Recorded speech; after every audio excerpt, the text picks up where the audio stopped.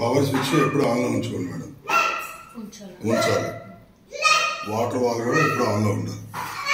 మీరు ట్యాప్ మామూలుగా వాడుకోవచ్చు, అంతకుముందు ఎలా వాడుకుంటారు. స్విచ్ ఆన్ చేయగానే పవర్ ఇండికేటర్ వస్తుంది మధ్యలో.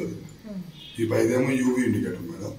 ఇది ట్యాంక్ ఫుల్ సింబల్. 8 లీటర్స్ నిండిన తర్వాత ఈ వైట్ కలర్ కింద కూడా వస్తుంది. ఈ వైట్ వచ్చిన తర్వాత ఇవాళ ఒక రోజు 11 నెలలోకి మొత్తం 8 లీటర్స్ వదిలేసేయండి. అలా 2 ట్యాంక్స్ వదిలేసిన తర్వాత మీరు డ్రింక్ చేయొచ్చు. ఇవాళ ఒక రోజు ఒక ట్యాంక్ ఫుల్ అయిన తర్వాత ఫుల్ అవడానికి 40 మినిట్స్ టైం పడుతుంది.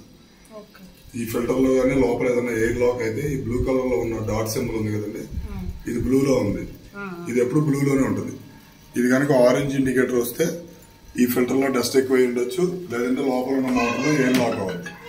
అప్పుడు మీరైనా ఈ డోర్ని ఇలా తీసి ఈ బటన్ ఇలా లోపల నొక్కి పట్టుకుంటే 2 సెకండ్స్ ఆటోమేటిక్గా అది రిలీజ్ అయిపోతుంది. తర్వాత వదిలేయచ్చు